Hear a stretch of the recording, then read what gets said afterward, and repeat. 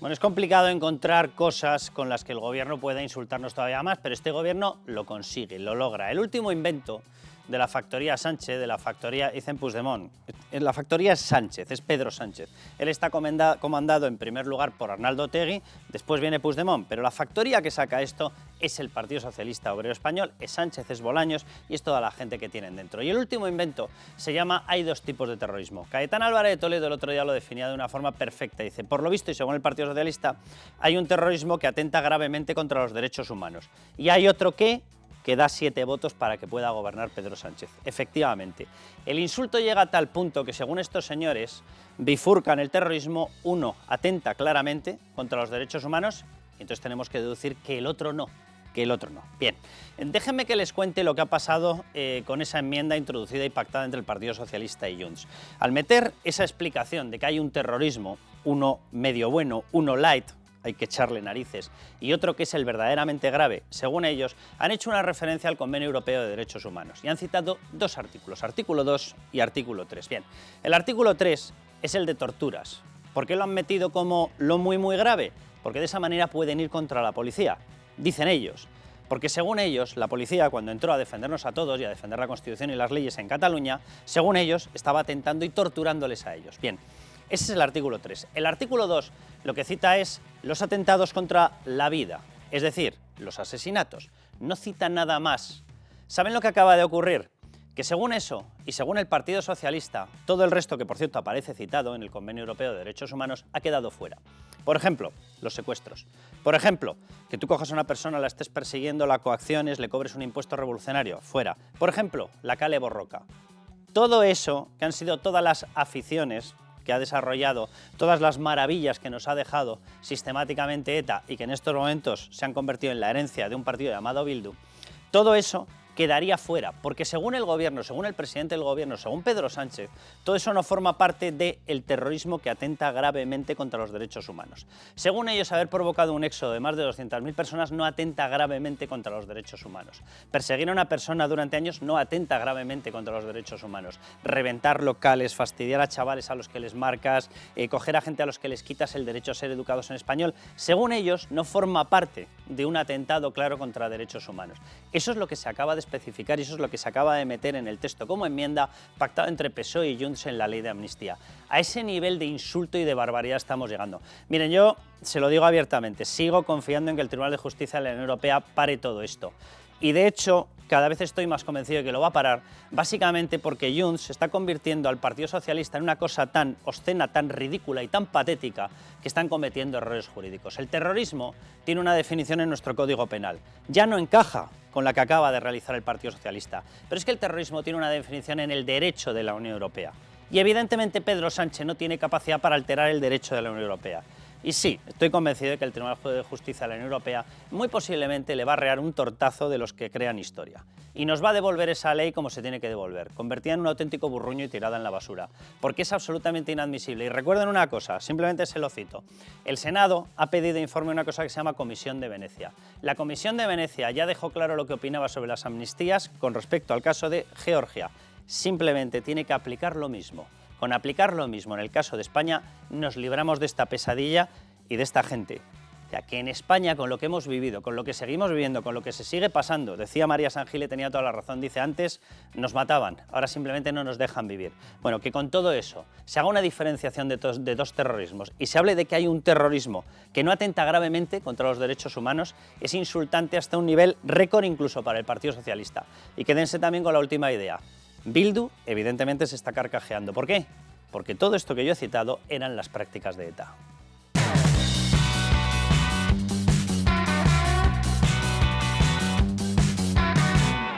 Of course, we will assess very closely the content of the text. It's first of all, I said, a national competence, but of course there are some limits. And you know that we are also in Europe very engaged in the fight against corruption. Bueno, Didier Reynders, la cosa evidentemente no va bien. Cuando tienes un gobierno que está fabricándote un golpe separatista, pues es complicado que vaya bien, ¿verdad?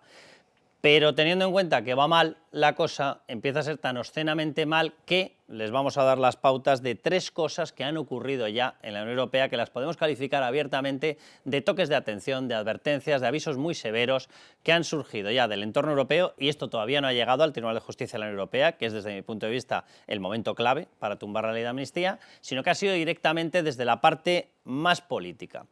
E incluso desde la parte más política empiezan a estar escandalizados, me refiero a la Comisión Europea, von der Leyen, etcétera, etcétera, empiezan a estar escandalizados con lo que está ocurriendo. Básicamente porque el espectáculo dantesco que hemos visto esta semana es difícil de repetir en ningún país.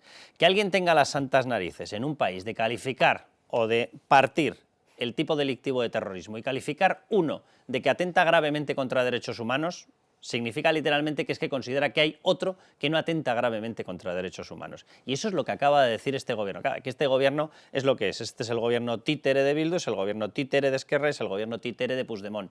Claro, 3 partidos que han hecho gala sistemáticamente de tener a delincuentes por todas partes. En el caso de Bildu, heredero de Rui Batasuna, heredero de ETA, directamente no es que sean delincuentes, es que lleva desde el año 15 89 terroristas, algunos de ellos asesinos, condenados. Bueno, es lo que tenemos. Raúl Vilas, ¿cómo estás? ¿Qué tal, Carlos? Y Sandra, bienvenida. ¿Qué tal? Vamos a ver, quiero que empecemos a repasar, porque hay mucho movimiento judicial, hay mucho movimiento institucional, está activado ya, la Comisión Europea ha empezado a dar pasos más dirigidos en la corriente o en la dirección buena de lo que antes se estaba observando. Hay determinadas cuestiones como la Comisión de Venecia, que ya está activada y que cuidado porque fue muy severa con el tema de Georgia y tiene muy claros los planteamientos y va a tener que emitir, de hecho antes de marzo va a emitir su dictamen. El Tribunal de Justicia empieza a recibir cosas o avisos o señalamientos de jueces excesivamente graves como para hacer la vista gorda. Pero quiero que vean 2 posicionamientos de los jueces en España. Atención, el primero de ellos, y fíjense cómo se está planteando este tema, porque los mismos mensajes que lanzan aquí son los que están llevando a las instancias europeas. Escuchen. Es una excepción a un principio fundamental de toda ley por el hecho de ser, lo que es el principio de generalidad, una ley para todos. Esto no es una ley para todos, es una ley para unos pocos. Pone en cuestión la labor de los tribunales, significa al final que en España, bajo el régimen constitucional de 1978, se reconoce la existencia de delitos políticos y evidentemente no podemos estar ni muchísimo menos a favor de una proposición de ley que atenta contra los principios fundamentales de nuestro sistema democrático, de nuestro Estado de Derecho. Son planteamientos jurídicos, no son planteamientos políticos, no son ideológicos. Y los de María Jesús del Barco exactamente igual, escuchen. Que se van a perdonar delitos de malversación, porque estos delitos de malversación, eso es corrupción política. Y la Unión Europea persigue y está completamente involucrada en la persecución de los delitos de corrupción. Raúl, esto ocurre con los delitos de corrupción, malversación, y ha ocurrido con el esperpento que hemos visto esta semana de que directamente se rebaje o se haga una especie de separación entre delitos de terrorismo light, por no llamarlos buenos, y delitos de terrorismo malos, por no llamarlos grave. Digo lo de buenos porque la ley de amnistía en su exposición de motivos lo que dice es que determinados comportamientos estaban legitimados, ergo eran legítimos, ergo eran buenos. Si considera que esos delitos de terrorismo light son amnistiables, está considerando que estaban legitimados, eran legítimos, eran buenos. Esto no son palabras mías, es la exposición de motivos de la ley de amnistía que ha firmado el Partido Socialista. Sí, y para más influir las enmiendas que hemos conocido esta semana. Solo desde noviembre, el finales de noviembre que se presentó la ley, todavía no se ha aprobado y ya estamos viendo en apenas 2 meses, pues ni siquiera 2 meses, un festival del disparate más absurdo, porque ahora ya estamos en el cambiar el significado de las palabras y crear, ya no es suprimir delitos o borrar delitos para beneficiar a unos delincuentes que te apoyen en la investidura, ya es alterar la tipificación de los delitos, meterse de narices en el Código Penal también, porque lo que es el terrorismo está muy claro. Vamos a ver, el terrorismo no es un delito a mayores, quiero decir, no hace falta asesinar. Es la generación de terror a través de una serie de actos violentos. Entonces, a un asesino terrorista se le juzga por el asesinato, pero también por fines, por el objetivo de ese asesinato. No es lo mismo cometer un asesinato pues para quedarte con la herencia de tu primo, que cometer un asesinato para infundir terror en la sociedad, que eso es lo que pretende el terrorismo, infundir terror en la sociedad para conseguir unos fines políticos. Y eso es lo que es ilegítimo siempre. Da igual cuáles sean los fines políticos. Lo que hace ilegítimo al terrorismo es el método, que es utilizar el terror. Entonces, porque si no, si entramos en que los fines son legítimos, pues todos los terrorismos hasta la historia, o la mayoría, podrán decir que es legítimo, ¿no? Los irlandeses podrán decir que era legítimo luchar por los derechos de los católicos en Irlanda del Norte. Los vascos que crean que eso es Euskal Herria. Sobre todo si se lo preguntas a ellos, ¿qué es lo que está haciendo Pedro Sánchez? Ya termino. O sea, todo esto lo que hace es que la Unión Europea no tiene otra salida que tumbarlo, porque si no se tumba a sí misma la Unión Europea. ¿Veis una evolución en el discurso de la Comisión Europea, Sandra? Yo creo que, hombre... En el de la Comisión, que yo siempre he separado entre lo que es la parte política de la Unión Europea y la parte institucional, porque yo de la que me fío es de la parte institucional, del Tribunal de Justicia. Yo lo de la Comisión Europea... Yo no soy tan optimista como me consta que sois vosotros respecto a la Unión Europea. Dicho esto, obviamente creo que la Unión Europea también tiene que mantener una actitud de prudencia, por lo menos hasta ver en qué queda todo esto, porque como recordaba Reinders, todavía no se ha aprobado, ¿no? Pero lo que sí creo es que se están empezando a dar cuenta de ¿qué es Pedro Sánchez y qué hace Pedro Sánchez? ¿En qué es experto? En ser un trilero. Es que para mí la palabra que mejor le define es esa, trilero, porque eso es lo que nos lleva haciendo en España los años que lleva gobernando, donde dije digo, donde Diego, es experto en retorcer las leyes, en retorcer las normas, y esto es lo que está haciendo con el terrorismo, retorcerlo todo, y yo creo que es bastante insostenible, ¿no? Veremos a ver qué es lo que pasa finalmente en la Unión Europea, pero yo insisto también en la labor que tenemos que hacer para que la gente se dé cuenta en España de lo que está haciendo, que decimos, hombre, sí, es imposible que no se dé cuenta, pero es que creo que desgraciadamente estamos anestesiados ya, porque estamos tan acostumbrados a que Sánchez nos haga todas estas cosas que es como, bueno, una más. No, hay que darle el valor que tiene, y esto es reírse de nosotros. Y lo que dices tú es verdad, ahora vamos a mostrar ese último cambio, pero lo que dices tú es verdad, nosotros le conocemos a Pedro Sánchez. Von der Leyen no sé qué es lo que conoce de Pedro Sánchez, porque la verdad que parece que vive en la inopia absoluta y se debe pensar que es un ente maravilloso que nunca miente. Yo, de verdad, el día que alguien analice algunos de los perfiles que se han colado en la Comisión Europea, pero en la Unión Europea yo tengo la sensación de que empiezan a ver lo que es. Es una persona que empieza a meter virus muy potentes en la Unión Europea, virus separatistas, virus proetarras, virus de fraccionamiento de todo el sistema de derecho, virus de ataques a los jueces, que como decía el otro día Cayetana, que tuvo una intervención brillante. Si de veras la Unión Europea aceptase esto, la Unión Europea se suicida, claro, literalmente, porque iba a saltar de país en país exactamente lo mismo. Quiero que veamos otras declaraciones para que no se os quede en el tintero y entendamos además el puzzle. Teresa Rivera y el ataque que le lanzó a García Castellón. Una vicepresidenta señalando con nombres y apellidos a un juez. Esto es propio de Hugo Chávez. Y eso no impide ver que hay algunas personas que ostentan esa representación institucional del Poder Judicial que tienen cierta querencia por pronunciarse siempre en una misma dirección y en un momento particularmente oportuno, frente a lo que por lo demás suelen ser los pronunciamientos de otros compañeros dentro del ejercicio de ese Poder Judicial. Así que yo sería muy cauta con respecto a la manera en la que se está pronunciando este juez. Y hasta una persona como Guilarte, que de luego no se caracteriza por ser el primero de la fila en salir corriendo a defender lo que hay que defender, está en el bloque conservador. Pero Dios bendito, podríamos haber tenido un poquito más animado, ¿no? Bueno, hasta él se refería a las comisiones parlamentarias, que siguen creadas, comisiones parlamentarias para enjuiciar popularmente, porque eso no tiene ninguna garantía judicial, a los jueces. Pues yo creo que es una línea no roja, sino encarnada, rojísima, el que en una comisión parlamentaria se cite a un juez a declarar. Pues sí, es una línea roja que la podías haber previsto, Guilarte, cuando decidiste ponerte de costado en determinada votación. Pero bueno, la cuestión, vamos a ver el repaso, porque este mismo repaso es el que está llevando a cabo en estos momentos la Unión Europea. Tanto, evidentemente, yo no hablo con los jueces, lógicamente, del Tribunal de Justicia, sí con gente de la parte política, en la parte política, pero es la misma información que está llegando al Tribunal de Justicia de la Unión Europea. Con lo cual todos empiezan a tener, atención, una especie de puzzle de qué es lo que está haciendo Pedro Sánchez. Y la primera pieza de este puzzle, y esto ya le ha costado advertencias en las conversaciones que están manteniendo con Didier Reynders, es la de la persecución a los jueces. Esto es inadmisible, y se lo han dicho así. No podéis seguir por esa línea. Bueno, en medio de eso, lo de Teresa Rivera. Vamos a seguir con más líneas, vamos a seguir con más cuestiones de las que han ido ocurriendo. Atención, porque esta es de esta misma semana. Vaciar y amnistiar delitos de terrorismo y malversación. ¿Por qué les preocupa terrorismo y malversación? Ellos, que desde mi punto de vista es una barbaridad, dicen que las constituciones son propias de cada país. Bueno, muy bien, pero si la Constitución se salta el Estado de Derecho será también materia del derecho de la Unión. Vale, pero más allá de eso, ellos lo que sí que han dicho es que la definición y la regulación de terrorismo tiene que ser la misma en todos los Estados miembros. Exactamente igual que en el caso de los delitos de corrupción, donde está la malversación. Bien, si tenemos en cuenta esto, no tiene ninguna cabida el esperpento que acabamos de ver esta semana. El Partido Socialista ha aceptado la definición de Junts y yo diría que de Bildu, ¿vale? Porque lo que se ha hecho es el anterior texto modificarlo, ¿vale?, de la ley de amnistía, que ya era una aberración, y en el artículo 2 lo que decía era que quedaban fuera los condenados por terrorismo sobre los que hubiera recaído una sentencia firme. Bien, los separatistas llegan a la conclusión de que García Castellón puede acelerar y acabar condenando. Si García Castellón condena a Puigdemont por terrorismo, tengan la certeza de que es porque está metido en una causa terrorista.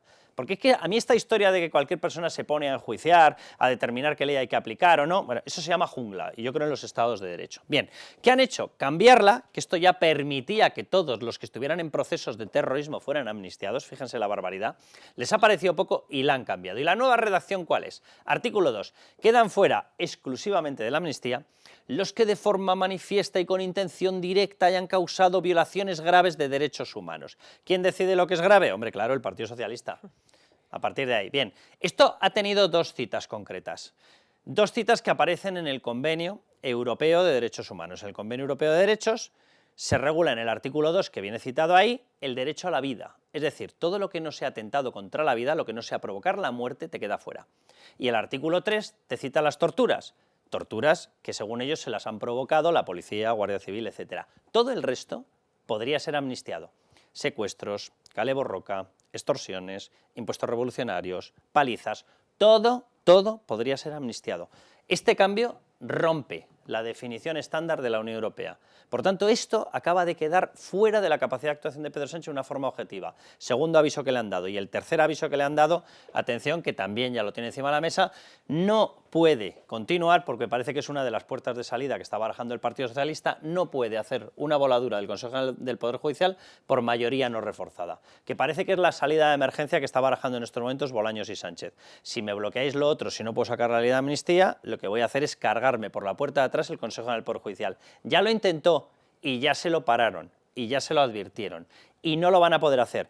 ¿Cuál es el pequeño problema? Que lo tiene pactado con Sumar. O sea, fíjense el punto del acuerdo de gobernabilidad actual. Garantizaremos el cumplimiento de la Constitución. Si fuese así, tendrían que permitir que los jueces nombrasen jueces. En la renovación, especialmente el Consejo General, dice, y atención a este punto, impidiendo que la deslealtad constitucional de algunos actores políticos afecte al prestigio y a la salud de las instituciones públicas. ¿A qué se referían con esto? A los removeremos con la mayoría que haga falta. Sobre esa cuestión también le han dado un toque de atención. O sea, cuidado porque ya lleva 3 toques de atención y esto ni tan siquiera ha llegado todavía al Tribunal de Justicia de la Unión Europea, Raúl.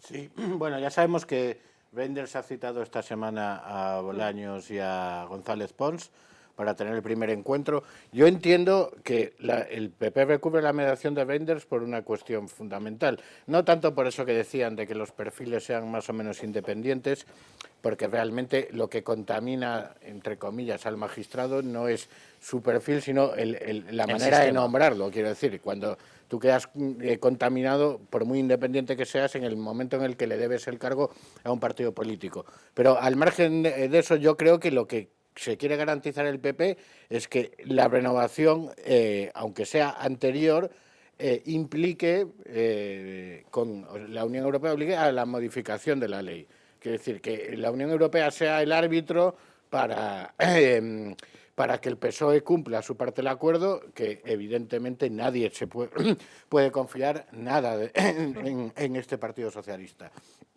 Eso por un lado.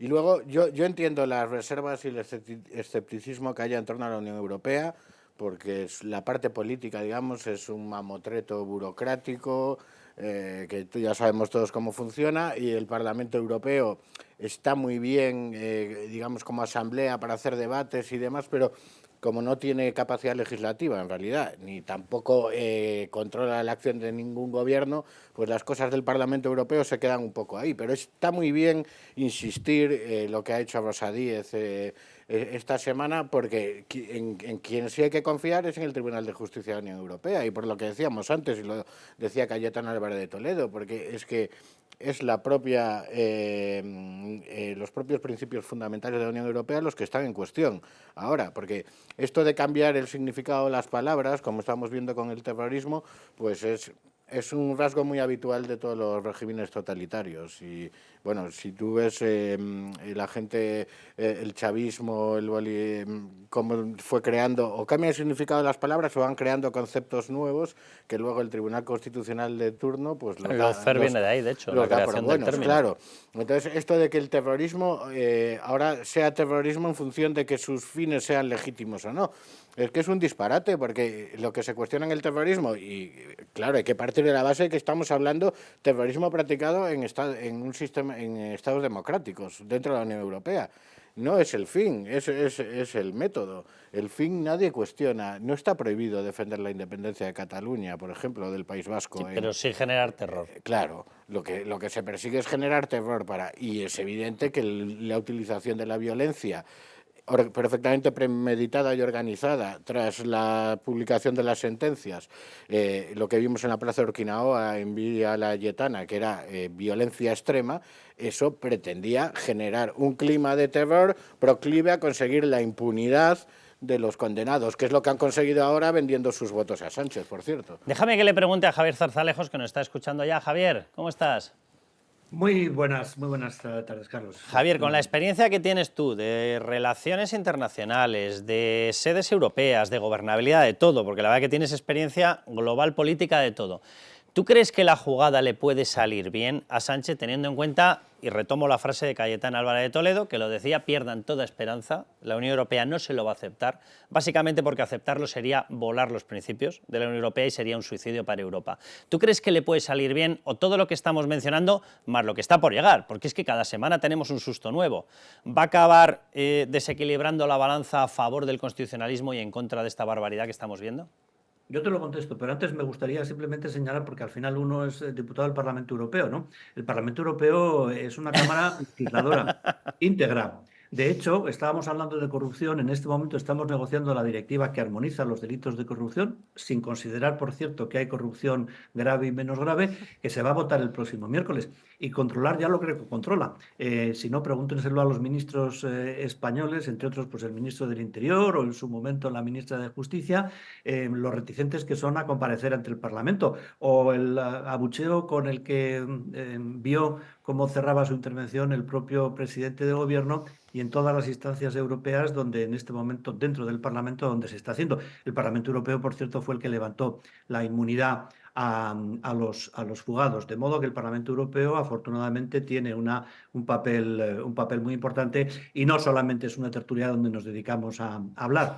Dicho lo cual, yo creo que el Gobierno está con esta iniciativa de la ley de amnistía entrando en un terreno absolutamente pantanoso, en el que además estas vueltas y revueltas a las enmiendas lo que indica es que empiezan a no saber por dónde salir, y junto a todos esos mensajes que tú evocabas, Carlos, hay otro que es muy importante, el del propio Reynes, cuando dijo que no solamente miraría la proposición de ley de amnistía, sino que miraría los pactos, los documentos de los pactos de gobierno y las enmiendas que se fueran planteando. De modo que, en fin, una de las cosas que a uno le da cierta esperanza es que este asunto es conocido, tengo que decir que al detalle por parte de la Comisión, y me parece que el Gobierno ha entrado en un terreno extraordinariamente embarrado para poder salir airoso de lo que es un desafío político a todos los ciudadanos españoles, pero también un desafío jurídico al derecho europeo. La Unión Europea,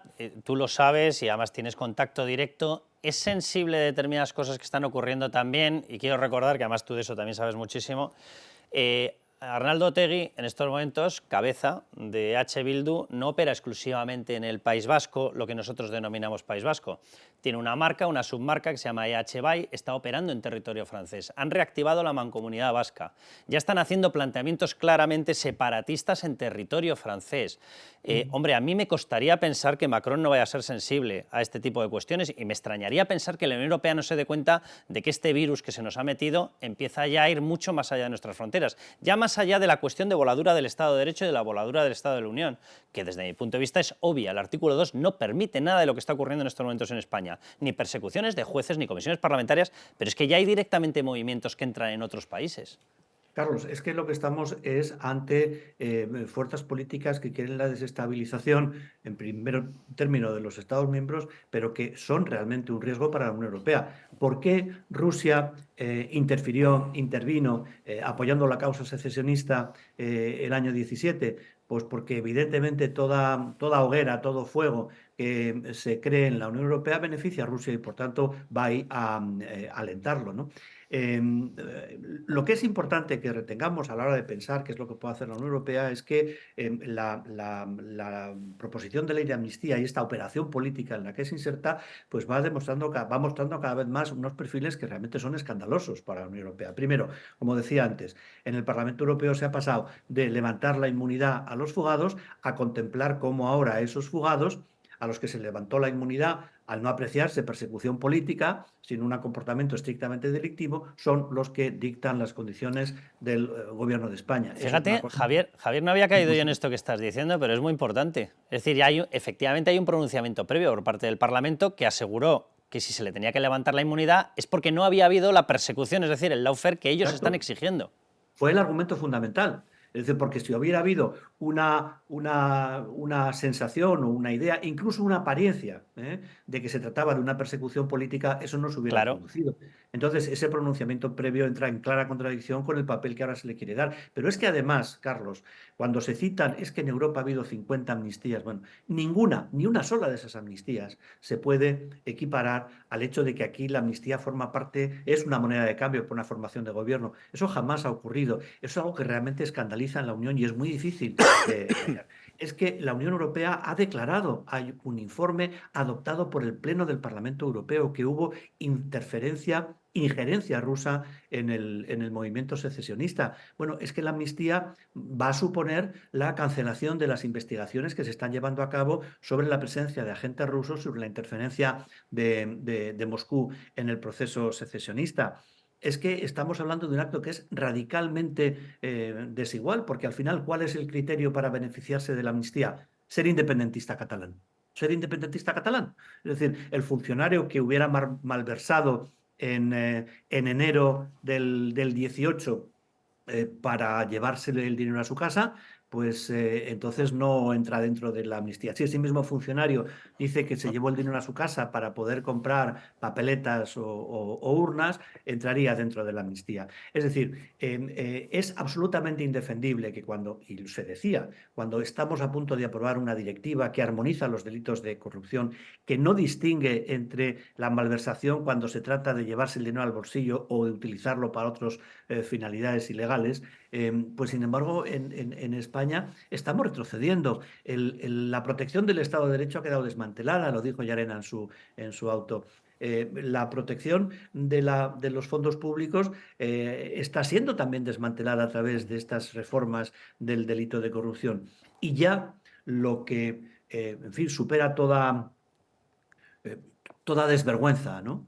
Y hemos visto mucha, es lo que se está haciendo con el delito de terrorismo, que es absolutamente insólito y que realmente yo creo que nos va a sumir como país en un descrédito que tenemos que evitar a toda costa.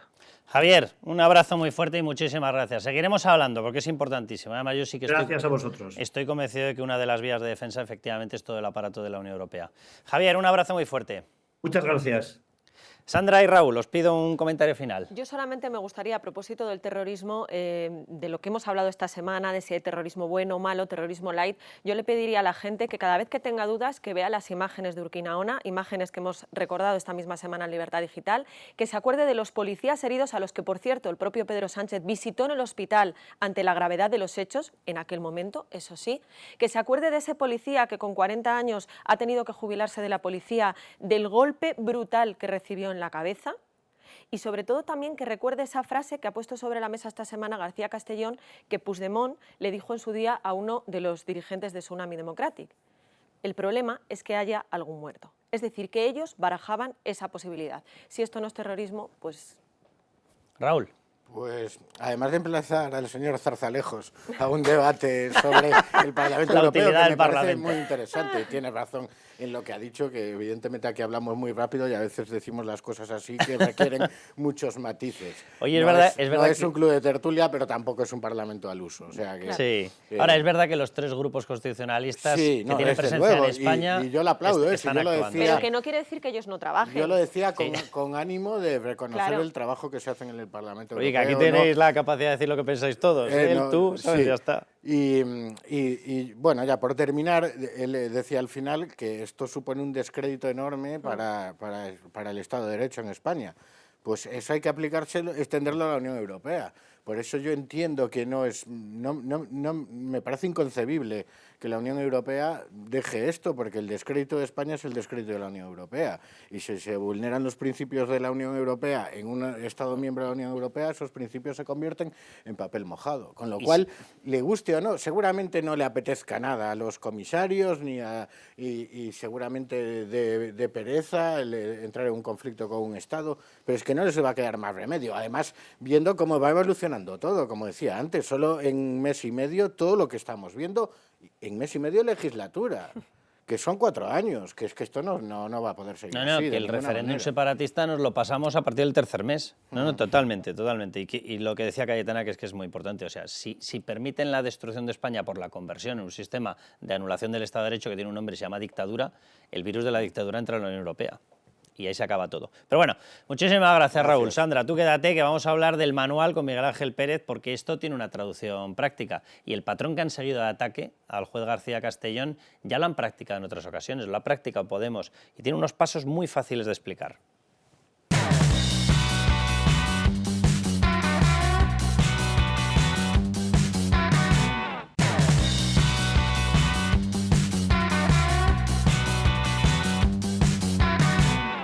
La posición del Gobierno es clara, yo la he repetido en distintas ocasiones, lo vuelvo a repetir, desde luego que el Gobierno, por supuesto, que siempre estará defendiendo la independencia, la imparcialidad, la profesionalidad de los jueces y magistrados de nuestro país y de que actúen sin injerencias de ninguna clase.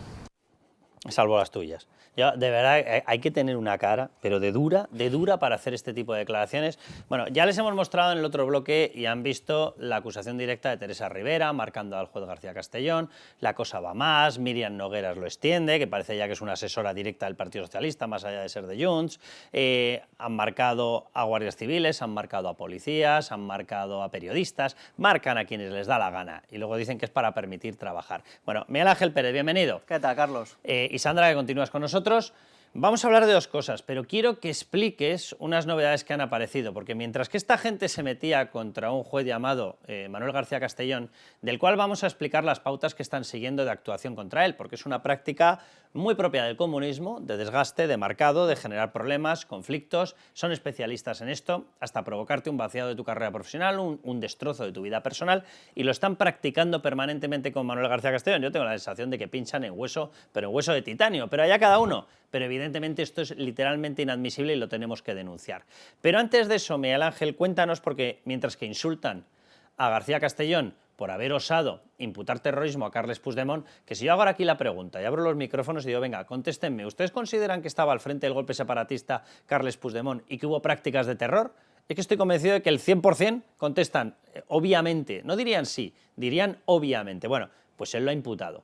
Pues mientras ocurre eso, ¿qué ha pasado en el caso Tsunami Democratic? Pues una cosa muy grave, Carlos, porque el magistrado Manuel García Castellón ha localizado un mensaje de uno de los investigados en Tsunami que sospechan que intercambiaba con un mozo de escuadra y que este mozo de escuadra le estaría dando información sobre los movimientos de la comitiva del rey Felipe VI durante una visita que iba a tener en el año 2020 con motivo del Princesa Girona, y de todos estos mensajes lo que ha hecho Manuel García Castellón en un nuevo escrito es pedir nuevas diligencias a la Guardia Civil para ahondar, y él sospecha que obviamente lo que quería hacer Tsunami es que se estaba preparando una actuación contra el rey Felipe VI que iba a visitar Barcelona. ¿Enviaba el mensaje? Un investigado de Tsunami a una persona que entienden que era un mozo de escuadra, y este mozo de escuadra el que estaba dando información a los de Tsunami sobre los movimientos de la comitiva real que iba a tener lugar. ¿Carles Puigdemont tenía acceso a esa información? Puigdemont, hay que decir que García Castellón los sitúa en la cúspide de Tsunami Democratic. como el que había auspiciado todo aquello, con lo cual, obviamente, todo lo que se cocía en Tsunami Democratic, pues estaban al corriente todos los que formaban parte de aquello, ¿no? Quiero recordar que el principal embajador, por decirlo de alguna manera, de Carles Puigdemont era un señor llamado Quintorra, que cuando no estaba dejando de mirarse al espejo y diciéndonos a los demás que éramos bestias con apariencia humana, dijo aquello famoso mirando a los CDRs de apreteu, apreteu, apretad, apretad. ¿A qué se refería? ¿A apretad, apretad con el envío de magdalenas a los bancos de alimentos o apretad, apretad en generar terror? Porque me parece que la respuesta es bastante obvia, ¿verdad? Esto es gravísimo, Carlos, porque bueno, que todavía el gobierno siga sosteniendo que el caso de Tsunami Democratic es ese terrorismo light, blando, suave, cookie y que no vulnera los derechos humanos. Fíjate, pues, Miguel Ángel, simplemente una cuestión. ¿Cómo debe ser el caso Tsunami Democratic? Porque están modificando y están metiendo enmiendas a la ley de amnistía para librar a Puigdemont. Ergo, están reaccionando a la imputación por terrorismo. Bien, ¿cómo debía ser de terrorista su actitud cuando están teniendo que transformar el concepto descrito en el delito de terrorismo para que se libre? O sea, sinceramente, vamos a ver, si tú tienes que vaciar el tipo delictivo es porque estabas dentro. O sea, no hace falta ser Einstein para llegar a esta conclusión. Si lo están teniendo que modificar es porque este señor estaba dentro, estaba inmerso, es decir, están confirmando la imputación de Manuel García Castellón por terrorismo contra Carles Puigdemont. Así es. Es que es literal, o sea, de verdad que es que ya es una cuestión de puro silogismo. Y que lo que yo insistía al final del bloque anterior, que es que de verdad que cuando la gente tenga dudas, que vuelva a ver las imágenes de que vivimos todos, si eso no es terror. Las están viendo, no te preocupes, además, Pues, como las vamos a meter hasta en las comidas, o sea que las van a ver. Es que esas imágenes son muy importantes para no olvidar lo que sucedió, porque es verdad Esto no es terrorismo, que fue todo muy rápido. de verdad que es que es de traca. Y lo que yo decía, ¿no? Y las historias personales, esos policías heridos, el fin de su carrera, que fue lo que supuso, ¿no? para dos de ellos y particularmente para ese policía que recibió el golpe en la cabeza. Y lo que también comentaba antes, ¿no? Esa frase de Puigdemont diciendo el problema es que hay algún muerto. Cuando alguien pronuncia esa frase es que baraja que eso puede suceder y que el contexto precisamente es de terror, que es lo que es evidente que era. Bueno, atención a Bolaños cómo explica el haber tenido que vaciar el tipo delictivo de terrorismo para que se libre Puigdemont.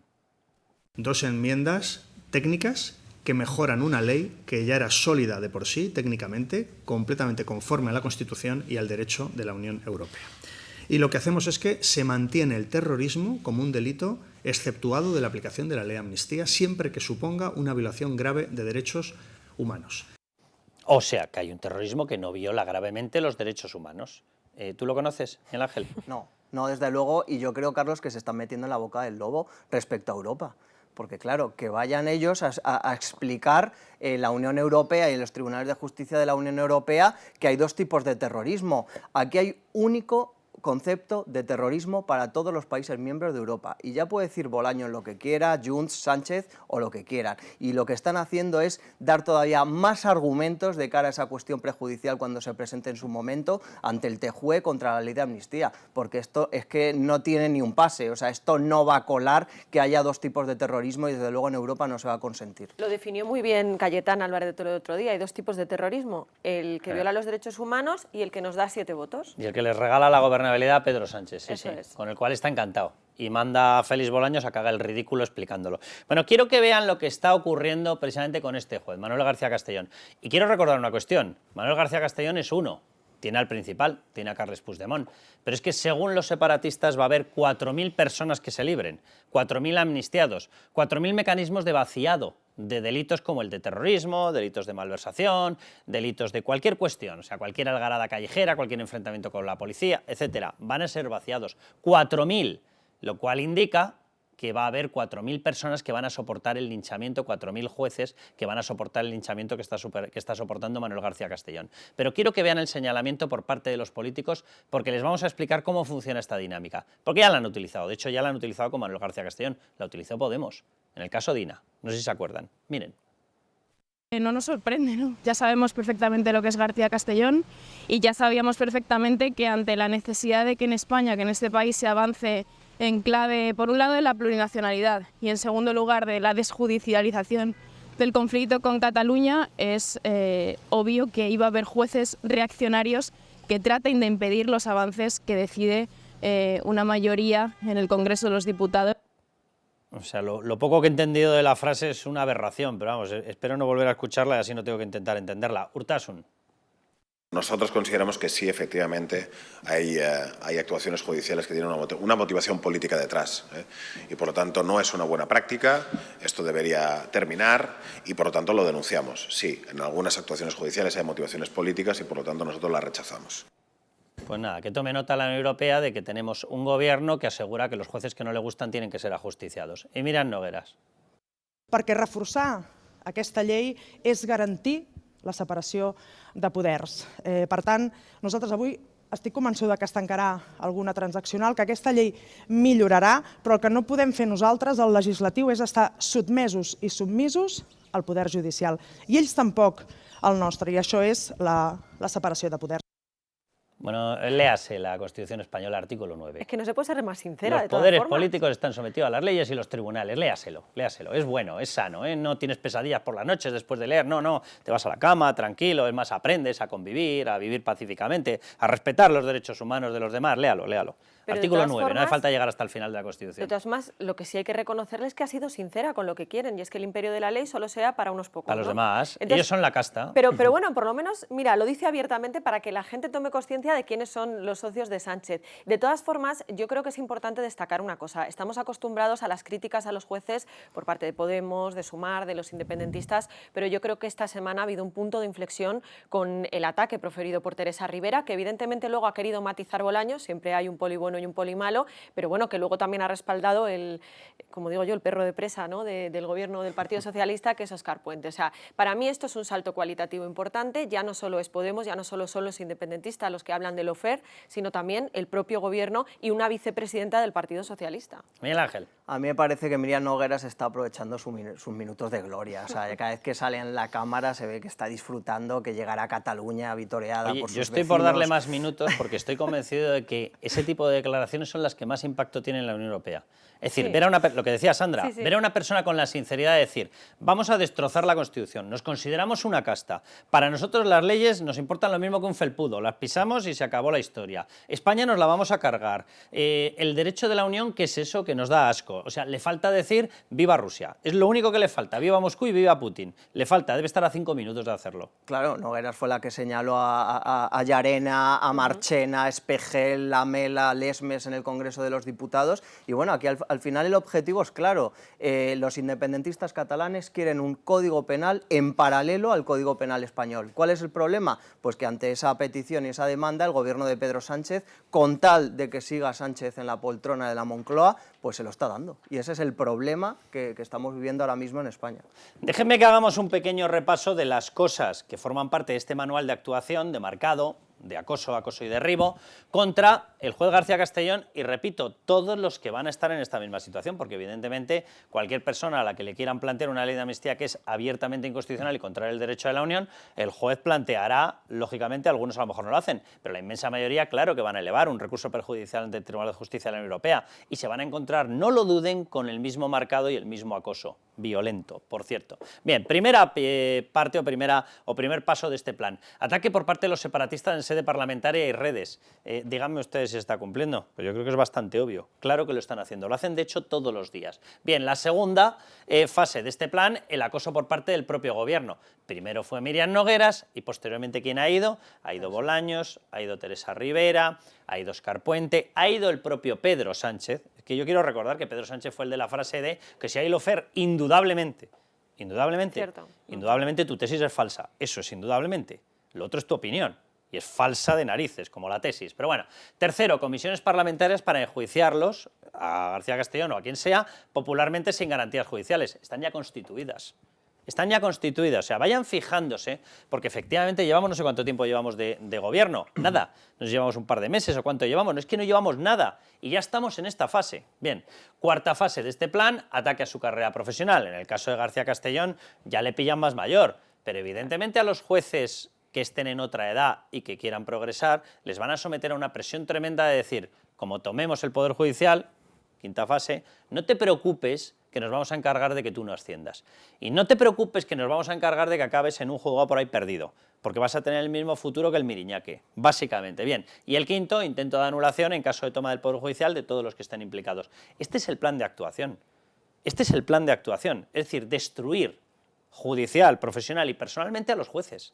Esta es la historia. Gracias a Dios yo tengo la sensación, Miguel Ángel, te lo pregunto, tú que estás en contacto permanente con ellos, tengo la sensación de que son absolutamente conscientes de que el plan no es un plan pasajero, sino que si se instaura esto, les toca esto a todos los que decidan aplicar las leyes. Y Carlos, y es un plan que además ya está iniciado desde la legislatura pasada, porque el Gobierno ha ido manoseando y tomando a la fuerza pues, distintas instituciones. Hay que recordar el Tribunal de Cuentas, la Fiscalía General del Estado, ya está el Tribunal Constitucional en manos de Conde Pumpido, y ahora, como decimos, les falta, para cerrar el círculo y ya tener el control absoluto, pues el Consejo General del Poder Judicial y el Tribunal Supremo. Esto, como bien has explicado, pues es una cosa completamente planificada que se está ejecutando con todo el descaro y, bueno, pues el cinismo también, el cinismo de un ministro de Justicia, Félix Bolaños, que justifica una cosa y al día siguiente la contraria, y aquí no pasa nada y siguen cediendo y cediendo a los separatistas catalanes en apenas mes y medio que llevamos de legislatura. Con todo el tiempo que queda por delante, esto solamente puede empeorar. Porque ¿hasta cuándo va a seguir Pedro Sánchez cediendo a las peticiones de los separatistas catalanes con tal de seguir la Moncloa? Esta legislatura está constituida para que Pedro Sánchez ceda ante esas presiones. Por lo tanto, ¿cuánto va a durar algo que es el único motivo de la creación de algo? Pues todo el tiempo. Todo el tiempo, todo el tiempo. Para mí es muy importante también lo que decías, ¿no? Porque es verdad que García Castellón pues a lo mejor ya está en una etapa de finalización de su carrera y por tanto bueno, pues, no va a sucumbir a las presiones. Es verdad que también hay que decir que todo el mundo tiene que ver que cuando hoy te toca a ti, mañana me puede tocar a mí. Totalmente. Pero lo de los jueces que puedan ser más jóvenes, a los que les quede todavía una vida por delante, en la que tengan que progresar, es muy importante, porque es verdad que a lo mejor, bueno, hay mucha gente que sabe cómo se producen esos nombramientos, pero a lo mejor hay gente que no. Esos nombramientos se producen a través del CGPJ en condiciones normales, no como las que estamos ahora mismo de bloqueo. Claro, sí. El Gobierno se sale con la suya y se renueva el Poder Judicial como pretende y tiene mayoría, los nombramientos dependen de ellos, con lo cual, pues eso, hoy castigo a este, mañana al otro, y eso puede pasar. Y es un peligro que está ahí y que puede hacer que muchos jueces pues, se vean obviamente presionados en un sentido que no es el que debiera, ¿no? Vamos a escuchar a Teresa Jordá, porque el Gobierno acaba haciendo, 5 minutos después de que se lo pidan y 4 minutos después de haber dicho que no lo haría, acaba haciendo lo mismo que dicen los separatistas. Pero efectivamente empieza a tener un problema el Gobierno, porque el Gobierno luego miente, dice yo no lo voy a hacer, no es que esté quitando terrorismo, no, simplemente lo retoco, lo modifico, vale. Pero los separatistas lo dicen abiertamente y esto se va a convertir en un problema, porque es tan fácil hacer la ecuación como ver 1 más 1 igual a 2 y se acabó la historia. Y se ve que efectivamente el que manda es el que manda. Vamos a escuchar a Jordá y te quiero preguntar por cómo ves el ánimo de los jueces frente a todo esto. Una ley más de máximos, pero en cualquier caso es evidente que incluye a todas aquellas personas, a todos aquellos demócratas que trabajaron evidentemente para tener un país mejor y que en ningún caso hubo ningún tipo de delito como los que desde algunos estamentos del Estado se nos quiere hacer ver que existieron. Traduzcamos la frase porque tiene chicha. Vamos a ver. Si lo que dice ella es que todo ciudadano ejemplar y demócrata es el que se rebela contra una cosa que ella considera injusta, que es nuestra Constitución, si de veras, como dice ella, y va a ser así, la ley de amnistía lo que hace es revertir los términos, significa que todos los que cumplimos las leyes somos los malos. Significa que los jueces son los malos. Significa que el rey es el malo. Significa que el Código Penal es malo y hay que quitarlo entero. Significa que la propia Constitución es mala, que la unidad de España es mala. Es decir, hay que cambiarlo absolutamente todo. Los jueces, sobreentiendo Miguel Ángel, que son conscientes del jaque, de que esto no es un ataque exclusivo a Manuel García Castellón, ni es un ataque exclusivo a Llarena, persona a la que también ha mencionado, ni es un ataque exclusivo a Marchena, persona a la que mencionó y marcó Miriam Nogueras, sino que es un ataque entero a nuestro Estado de Derecho. ¿Hay un sentimiento en estos momentos corporativo sano por parte de los jueces de tenemos que defendernos porque vienen a por todos? Yo diría que sí, salvo algunas excepciones, Carlos, obviamente de jueces izquierdistas, ¿no? De juezas y jueces para la democracia que siguen a veces defendiendo lo indefendible. Es verdad que hay una percepción, especialmente pues, en la Audiencia Nacional, en el Tribunal Supremo, de que estamos en un momento clave para la historia de España, para la defensa del Estado de Derecho, de la Constitución, de la ley, porque se la están cargando, se la están cargando. Nunca hubiéramos podido pensar hace unos años que se iban a constituir comisiones parlamentarias sumarísimas contra jueces que se han limitado a aplicar la ley.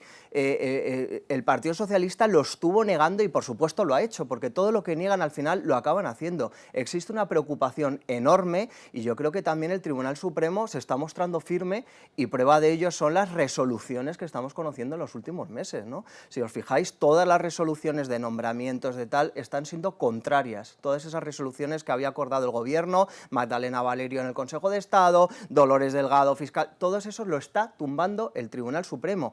¿Y qué es lo que va a pasar? La reacción del Gobierno. ¿Cuál es la reacción del Gobierno? Tribunal Constitucional, Cándido Conde Pumpido. Todas las resoluciones que acuerda el Supremo, el Constitucional se convierte en un tribunal de supercasación para desacreditar y enmendar la plana al alto tribunal. Esto se ha consentido y es lo que están haciendo. Entonces tienen la tranquilidad de que al final, como todo va a llegar a Conde Pumpido, pues Conde Pumpido les hace el trabajo sucio.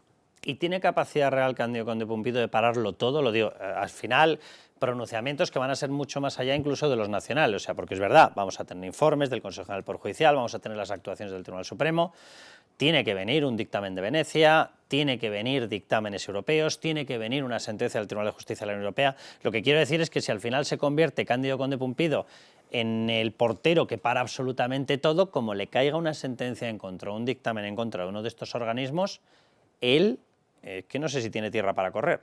Yo diría, Carlos, que de primera sí va a poder pararlo. Otra cosa es que luego se presenten pues, ¿no? Cuestiones ante Europa que al final acaben dando la razón. Pero de momento ha dado la razón a Arnaldo Otegi, ha dado la razón a Alberto Rodríguez. Es decir, todas las resoluciones importantes que afectaban a socios directos del gobierno de Pedro Sánchez, el 7-4 del Tribunal Constitucional encabezado por Cándido Conde Pumpido, está acabando con todas esas. Se jubila en breve, ¿no? En teoría. ¿Quién? Cándido Conde Pumpido. Conde Pumpido yo creo que le queda hasta el 2025, creo que es diciembre de 2025, sí. Pero fíjate, Carlos, en casi 2 años lo que puede hacer. Lo que ha hecho en un año y mira lo que le puede quedar en 2 años y luego... meses. Exactamente, y luego que al final quiere su retiro dorado, como desvelamos en Libertad Digital en el Consejo de Estado. Exacto. Y en este tiempo todo el daño que puede hacer Conde Pumpido ante las resoluciones del Tribunal Supremo. Sandra. Yo solamente un automensaje para nosotros mismos, ¿no? Estos días publicaba Miguel Ángel que Bolaños pues, quiere como imponer la ley del silencio, ¿no? Para que en los medios afines sí, cuéntanos no haya luego críticas eso, sí. y demás.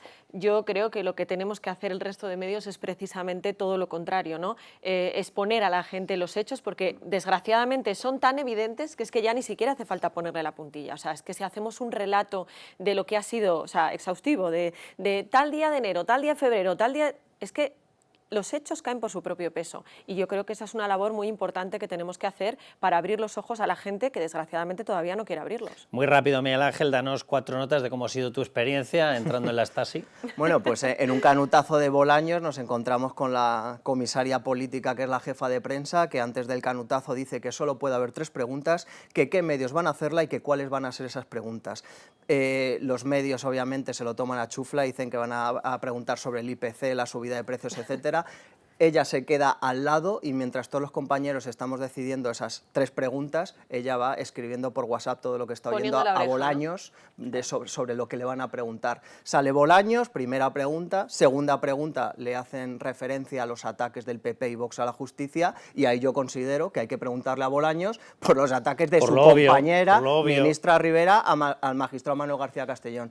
Entra en juego la jefa de prensa, lo que hace es intentar amordazarme, hablar encima de mí para que yo no pudiera hacer la pregunta. Hablaba encima tuyo. Encima de mi pregunta para que no se me oyese y para que Bolaños no pudiera contestar. Como estaba en directo Bolaños ante las cámaras, se quedó mirando a la cámara, me miró abajo, titubeó y al final no le quedó otra que contestar. El bombo de Manuel del Bombo no lo han experimentado, o sea, se pone al lado, arrea con un bombo, Exacto. unos platillos... Todo llegará, todo llegará. Y luego la segunda parte, Carlos, muy rápidamente, es que compañeros me comentaron que en medios afines del gobierno empiezan a aparecer críticas contra la ley de amnistía en medios afines del gobierno y que el departamento de Bolaños está haciendo sus correspondientes llamadas a esos medios para que no haya ninguna crítica a la ley de amnistía. Libertad de expresión, ¿no? Efectivamente. Ya, como dicen los separatistas, ¿no? Vale. Bueno, nos vamos a ir al piso de Yolanda Díaz, 443 metros, que es una condena. Dice, porque no ve el mar, pues suba un poco más alto, que lo ve seguro.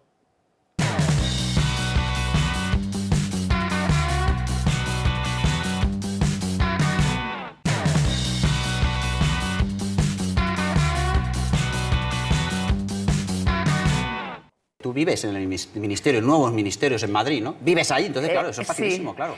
Es una condena, Marc. Yo Vivir en el soy ministerio. galega. Claro. Soy galega, veo el mar. Yo creo que eres galega nos ha quedado claro, porque lo repiten los gallegos muchísimo que son gallegos. Estamos en Barcelona y hay mar. Sí. En Madrid no hay mar. Ya. Y el mar, ya sabes que... Bueno, en Madrid no hay mar todavía, porque como se pongan... No, son capaces. Son capaces, ¿eh? Bueno, en Madrid no hay mar porque tu piso no se extiende un poco más, porque como llegue un poquito más lejos, llega hasta el mar. O sea, yo de verdad, bueno, Sandra León, que estabas ya, ¿cómo estás? Luis Fernando Quintero. ¿Qué tal, Carlos? Vamos a ver, es difícil describir la órbita o el planteamiento, la forma de pensar de una persona, lo de órbita va por el cohete, que es capaz de, cuando te han pillado, porque lo ha tenido que acabar reconociendo, se han pedido datos a transparencia y se ha visto que su vivienda es la mayor vivienda oficial de todas las empleadas por todos los ministros de este gobierno que no desaprovechan un piso, pero vamos, ni de broma, bueno, todos allá metidos. Pero claro, que tengas las santas narices, cuando tú dices que eres la representante de los pobres, de decir que un piso de 443 metros cuadrados, que ahora le vamos a dar más información, 443 metros cuadrados es una condena, que hayas tenido las santas narices de haber estado hablando permanentemente de, oh, la pobre gente, oh, Cáritas, oh, la gente que no llega a fin de mes, y califiques de condena porque no ves el mar. ¿En serio? Pues si no ves el mar, siendo ella, te coges el Falcon, que lo haces, y te vas a tu casa, que tienes otra en la costa. Esta es la representante de los pobres. Yo, de verdad, Luis Fer, tú has estado mirando los datos, ahora vamos a dar algunas explicaciones además de la zona en la que está. Porque, por cierto, es que esta persona, una de sus aficiones, por ejemplo, fue que mientras que estaban votando la ley del sí es sí, ella hizo el voto por correo para que no se la viera, votó que sí, que siguieran soltando violadores, y mientras ella estaba de compras por la zona más cara de Madrid. De hecho, se la cazó, ese no fue el día, se le cazó otro día, también entrando en Prada. Claro. O sea, que es una cosa, desde Prada no vería el mar, pero anda que no le gustaban los bolsos. Cuando vives en la mejor calle de Madrid, que es la Castellana, solo tienes que cruzarla y ya te Nuevos metes ministerios es la zona. te metes en el barrio de Salamanca y entras en Prada. Y para la gente que no lo sepa, el entorno que rodea esa vivienda es esto, lo que viene siendo el proletariado, el Proletary City. Ahí lo tienen, mírenlo, o sea, los mejores restaurantes, las tiendas más caras, y efectivamente esa otra fotografía que fue en Prada, esa fue en Las Rozas, ¿no? En Las Rozas Village, y ahí estaba, de compras. No, es tremendo. Además, es curioso lo del piso en el Ministerio de Trabajo, que es el mayor de los que está a disposición de los ministros en caso, esto hay que decirlo así, o sea, no es que el ministro esté obligado a vivir en el piso que le ofrece el ministerio, no, es que no todos los ministros, es más, no muchos ministros los han empleado. De hecho, las fuentes que hemos consultado en Libertad Digital y que conocen muy bien ese piso porque han estado en varias ocasiones, nos dicen que es un piso extraordinario, un piso que puede recordar a la burguesía de hace años, un piso que podría haber sido, y lo fue en su momento, ocupado por ministros del régimen franquista. La burguesía que asesinaban a aquellos que defiende Yolanda Díaz, digo. Claro, sí, los malos de la película. Por centrarnos, digo. Literalmente hablan de salones extraordinarios como no has visto en tu vida, una amplísima zona de servicio. ¿Dónde está el servicio? Porque bueno, efectivamente eso el servicio déjame está... que lo puntualice, porque la gente dirá, bueno, un piso, tal, yo soy el primero, se lo digo abiertamente, que defiendo que si tú llegas a ministro, aunque sean estos, tienes que tener un determinado estatus y un determinado reconocimiento. Se llama España, tenemos un gobierno, somos una gran nación y tienes que tener una cierta diferenciación, lo digo abiertamente, por este tipo de cuestiones. Si te lo has ganado, te lo has ganado. Aquí tenemos un problema de lo que vota la gente, pero ¿quién que le haga? Se llama democracia y esto te pasa. Si defiendes la democracia, tienes que defender también esto. Bien, pero la historia no está en el piso. La historia, o no solo está en el piso, en este caso también está en el piso, la historia está en los servicios que llevan esos pisos. Yo he conocido varias de las residencias de ministros y ya no es la cuestión de la residencia, es que llevan aparejado el cocinero, es que llevan aparejado el servicio permanente, es que llevan aparejado el frigorífico, te lo llenan, te lo llenan. Esos frigoríficos no se vacían nunca. Oye, que coges el jamón 5J, cling, vuelve otra vez el jamón 5J. Oye, que coges la mejor cerveza, cling, vuelve la mejor cerveza. Pero y sobre todo que puede que... Y te planchan, ¿eh? Y te planchan no, también. Bueno, es servicio completo. Salvo que la ministra diga que ella quiere planchar, también te que le relaja, acuérdate que a Yolanda le relaja planchar. Sí, pues le debe relajar todavía más ver cómo planchan otros. Sí, pero que es verdad que bueno, que los ministros están, bueno, en su legítima, vamos, que pueden Derecho. vivir donde quieran, en su Sí, pero legítimo que no sean derecho. unos cínicos. No, eso es, que yo voy al cinismo, ¿no? Que tú no puedes coger, defender unas cosas y luego irte a vivir al piso más grande de todos los que hay a disposición de los ministros, de 440 metros cuadrados, y decir que además es Que es una condena. tendrías Porque que eso decir que es un insulto. privilegio, claro. Y es un insulto para cualquier ciudadano, pero más para sus votantes. O sea, es que es vergonzoso. Y además es curioso, porque hablábamos antes de las estancias, de que no lo ha dicho y demás, cuántas estancias tiene ese piso. Estancias, yo no sé. es si que cuando a las habitaciones les llamas estancias, sí, algo eso ya- pasa. Salones, Claro. comedores, salones y comedores, como no has visto en tu Pero- vida, es el textual de de Solo la un fuente dato, con la que estaba la casa de charlando. Pilar Alegría tiene 120 metros menos, tiene 320 y tiene 14 estancias. O sea que échenle cuántas tiene la casa de Yolanda Díaz. Una será la salita de la plancha, ¿no? Seguro. Sí. Y otra el Ya. gimnasio salita para hacer, será el para salón hacer de la plancha, sentadillas, sí. porque no sé si habéis visto que esta semana Y ha otra dicho una piscina toy, que ¿no? le Para que le gusta. recuerde el mar.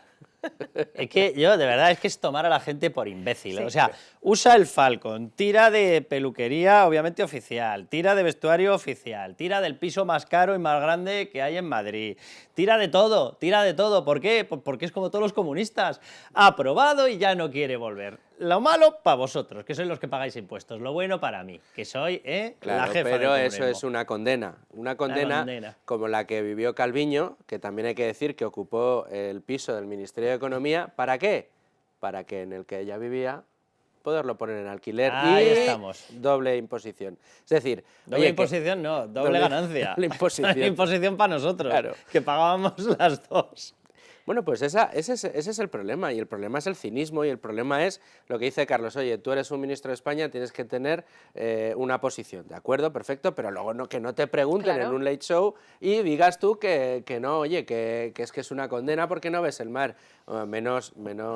Y la obsesión que menos tiene con cara. criticar a Madrid y a los madrileños y todo. Acordaros cuando decía que es que aquí en Madrid que la gente no sabía lo que era el horizonte. O sea, de verdad, esta señora es que tiene una obsesión, pues si no le Claro. gusta Madrid, que no esté aquí, ya El está. problema Se de lo ella vamos es que a ha per- agradecer, si se va se lo vamos a El problema agradecer. es que Madrid ha perdido el norte. ella. Claro. Vamos a ver más frases de Yolanda, esta mujer sensible con la pobreza. Conseguir esto que no habíamos conocido en nuestro país, que es la pobreza laboral, tener un tercio de trabajadores y trabajadoras pobres, es una vergüenza para nuestro país. Desde luego no podemos consentir que nuestras gentes malvivan, dependan de Cáritas, de ONGs, cuando están incorporadas, sobre todo las mujeres, al mercado laboral. Pero qué cinismo, de verdad, qué cinismo. No. Qué cinismo. Y ella está trabajando para que cada vez haya más trabajadores que entren dentro de esas categorías, ¿no?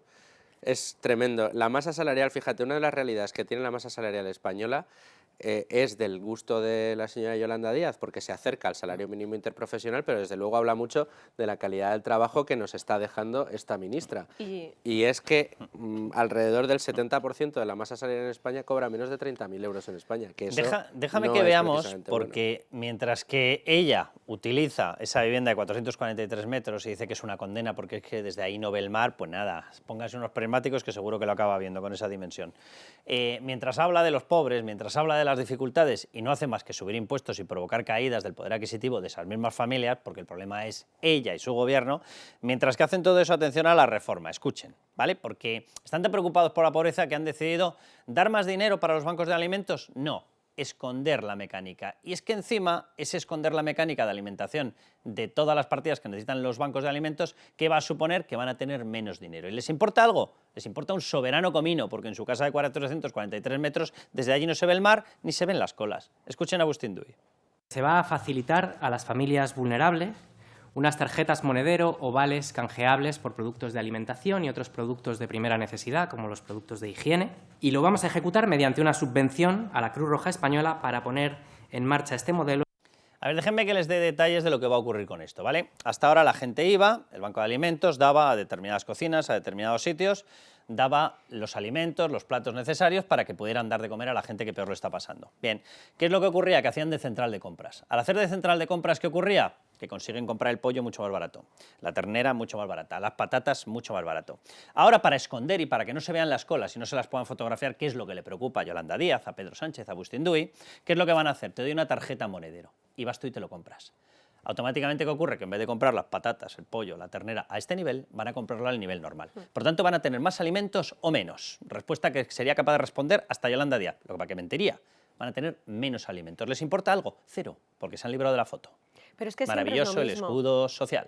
Es que, si os dais cuenta, al final siempre es lo mismo, ¿no? Lo importante es lanzar una medida populista, pero no nos da igual las consecuencias, no hablamos tampoco con los implicados, porque evidentemente los bancos de alimentos y demás han advertido esta semana de lo que va a suceder, que es que esta medida va a llegar además también a menos gente, pero les da exactamente igual. Y es que, de verdad, o sea, es una cosa, la semana pasada hablábamos también del tema de lo de las empleadas del hogar, a las que antes citaba, a todas las que ha dejado fuera por una reforma que hizo con un mensaje populista, pero sin hablar con los implicados y sin valorar las consecuencias. Aquí yo estoy convencido de que conocen las consecuencias, las conocen perfectamente. Bueno, pero lo que les importa es lo que tú dices, borrar las colas, les da lo mismo. Y que les encanta todo lo que es el imaginario comunista. Al final esto es una cartilla de racionamiento, es decirle, mira, una cartillita donde le dice a usted lo que va a comer y lo que no va a comer y lo que va a poder comprar y lo que no va a poder comprar. Y además se lo va a dar usted en la Cruz Roja y además lo va a subvencionar el Estado. Bueno, qué buenos somos. Déjenme que hagamos repaso así muy rápido de pisos actuales o pasados, pero del gobierno socialista o de esta legislatura recién estrenada, que no se los podemos dar todos actualizados. ¿Por qué? Porque tardan tanto en comunicar quién ocupa una vivienda, quién no, los metros, etcétera, que tienes que acabar cogiendo los datos acumulados desde la pasada legislatura, que ya estaban ellos, pero eran ministros que ya no están. Bueno, el récord mundial, se lo decíamos, Yolanda Díaz, 443 metros cuadrados de vivienda oficial. Atención a este detalle que lo mencionaba Sandra, estancias. ¿Alguno de ustedes habla de estancias en vez de habitaciones o cuartos? No, estancias, el ala oeste. Bien, pues estancias ni siquiera están descritas. ¿Por qué? Pues efectivamente, porque debe ser de escándalo, de auténtico escándalo, el número de estancias. Bien, Miquel Iceta ocupó 413 metros, tampoco está mal, 9 estancias, ¿cómo debían ser las estancias? Pero bueno, Pilar Alegría 320 metros, 14 estancias, no sé, ahí debía haber cuartos para todo, no sé, el cuarto del billar, el cuarto de, no sé. Diana Morán 296 metros, 4 estancias. Madre mía. Otra que eso no sé qué debe ser, o sea, una aglomeración de lofts, no sé lo que es. Y de estos todos los que se pueden imaginar, Albares 293, mira, este sí que lo conozco yo, esta vivienda, ahí he estado yo, espectacular, ya se lo te digo. iba a decir, digo, pequeñita, ¿no? 13 estancias, bueno, además espectacular, bueno, y además es que se hizo una reforma también en época de otro gobierno socialista, porque había una parte del jardín interior que es que tenías que ver ladrillo en otra casa. Entonces se mandó poner una celosía, taparlo con hiedra. No vaya a ser que vieran ladrillo, los proletarios vieran ladrillo. Antes ellos eran los que trabajaban con el ladrillo, pues ahora no. José Manuel Miñones, 265 metros. Nadia Calviño, esta es la famosa vivienda, 244 metros, que es una vivienda que además está en una de las mejores zonas de Madrid. Por cierto, está muy cerquita de la vivienda de Yolanda Díaz. Sí. Pero aquí la historia era que encima tenía, no voy a decir la calle ni la zona, porque no es cuestión de provocar aquí determinadas cuestiones, pero ella tenía efectivamente un chale aquí en Madrid, en una de las mejores zonas. Sí. Y ese chale quedó libre, con lo cual lo pudo alquilar, doble ingreso. Mira, debe ser todo lo que sabía de economía. Sí, sí. Luis Planas, 232 metros, 9 estancias, también lo de las estancias es maravilloso. Y todos los que va viendo pasar tenían la vivienda más el servicio de protocolo y el servicio de mantenimiento que viene añadido. Y las cosas que ellos añaden, porque tienes ahí a Marlaska, que se puso una cinta de correr de 3.000 euros. Con cargo, Eso. nos puso. Él corre, sí. pero nos puso. La cosa es quién se la va a quedar después, pero bueno. Bueno, a lo mejor ya la toca cambiarla. Bueno, entra dentro del patrimonio de los españoles, ¿no? Bueno, si os parece, vamos a coger un poquito de oxígeno, nos vamos a Banca Mar y volvemos corriendo. Banca Mar, nuestra solvencia, su tranquilidad. Patrocina este espacio. Bueno, pues vámonos ya con Banca Mar, que en medio de la que está cayendo nos da oxígeno, nos da fuerza, porque es el banco más solvente de España. Bueno, y cada semana nos trae las mejores recomendaciones para los ahorradores, refugios, zonas con las cuales obtener dinero. Bueno, vamos a hablar de un nuevo producto que saca al mercado Banca Mar. Atención, porque se llama Mark Endowments. Bien, y nos lo va a explicar Sebastián Gilgard, el gestor de Endowments de Banca Mar. Bien, primero de todo, para que nuestros espectadores tengan una primera idea, una idea clara de qué estamos hablando. ¿Qué es un endowment? Hola, Carlos. Pues en su origen, un endowment o dotación consistía en una donación de dinero, principalmente para asegurar que una organización pueda desarrollar con un horizonte temporal muy amplio las actividades propias de su fin social. Estos fondos eran invertidos para, con la rentabilidad obtenida, sustentar financieramente a lo largo del tiempo fundaciones o instituciones para proyectos sociales, educativos o de investigación. Los endowments tienen una larga tradición, principalmente en Estados Unidos y en otros países anglosajones. Empezamos en el siglo XIII con los colegios de Oxford y Cambridge, que reciben una donación de dinero, una dotación, con el fin de asegurar una sostenibilidad financiera a largo plazo. Actualmente, los endowments se pueden nutrir también de donaciones sucesivas, por ejemplo, de alumnos y de donaciones de benefactores, y no solo de la dotación inicial, pero en la mayoría de los casos la dotación inicial es muy importante y la fuente principal de ingresos de estas instituciones que no tienen actividad económica, por decirlo de esa manera, ¿no? Y de acuerdo con una visión a largo plazo, la gestión se busca con un horizonte temporal muy amplio, incluso de varias generaciones, para asegurar que las generaciones futuras puedan beneficiarse de la dotación inicial. Y por ello se tiene muy en cuenta el mantenimiento del valor adquisitivo, protegiendo frente a los efectos de la inflación, que al final la inflación a lo largo del tiempo va subiendo, y para proteger la dotación inicial en términos reales, pues se intenta hacer una gestión para que la dotación inicial vaya creciendo en línea con la inflación. Y también se utilizan criterios de sostenibilidad, de responsabilidad social, dependiendo de un poco el objetivo del endowment, a la hora de intervenir y optimizar las inversiones. Sebastián, segunda pregunta. ¿En qué se parece la filosofía de estos endowment a la filosofía propia de Banca March? Banca March se caracteriza por una filosofía de inversión que se basa en el crecimiento conjunto, a través de unas relaciones a largo plazo, un servicio de asesoramiento muy especializado y responsable para la protección del patrimonio y la búsqueda de una rentabilidad continuada a lo largo del tiempo. Esta filosofía se ajusta totalmente a la idea de los endowments y por ello Banca March ha diseñado una solución de coinversión, otro de las señas de identidad de Banca March, adaptada a fundaciones, family offices y otros clientes profesionales, March Endowments.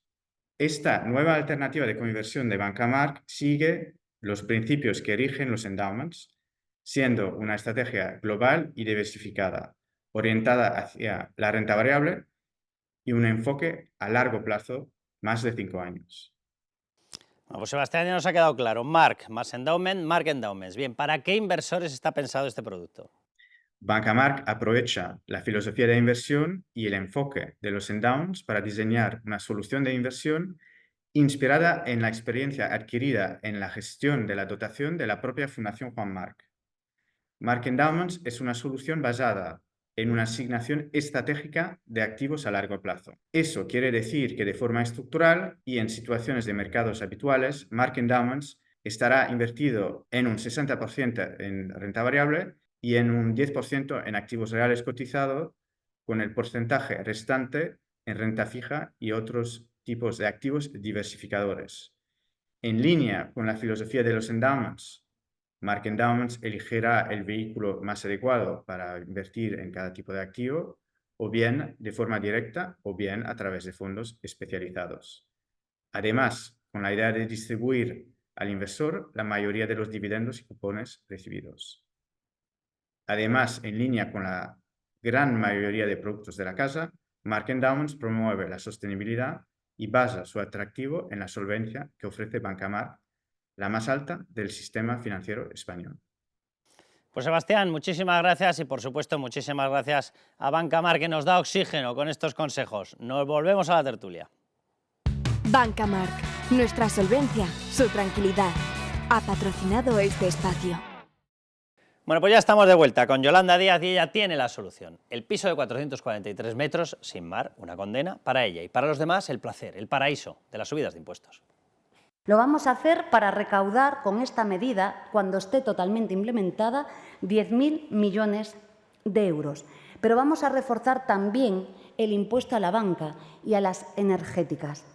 Seguimos en una situación excepcional y no podemos permitir perder estos ingresos. Claro, es una situación excepcional porque la gente vive condenada en pisos de 443 metros. Eso es excepcional.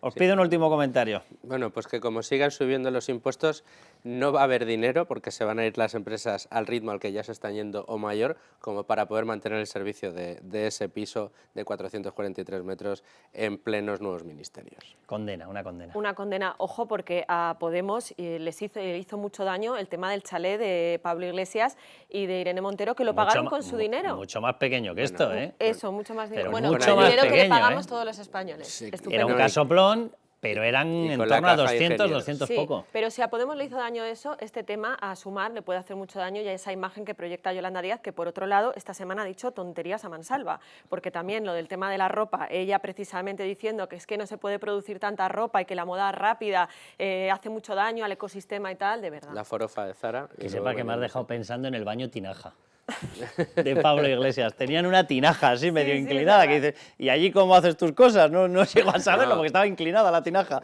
Pero bueno, durante mucho tiempo Villa Tinaja. Claro. Ya te digo, sí. Bueno, y luego tenían la piscina, era una piscina de sal con piedras traídas de no sé dónde. Sí, eran exóticos también estos. De morro fino que hacía mi abuela. Y había como una vivienda aparte para el servicio también en el jardín. Y se sacó unas fotografías haciendo como que en una casetilla había puesto un gimnasio. Sí. Es verdad. Bueno, Sandra León, muchísimas gracias. Luis Fer, muchísimas gracias.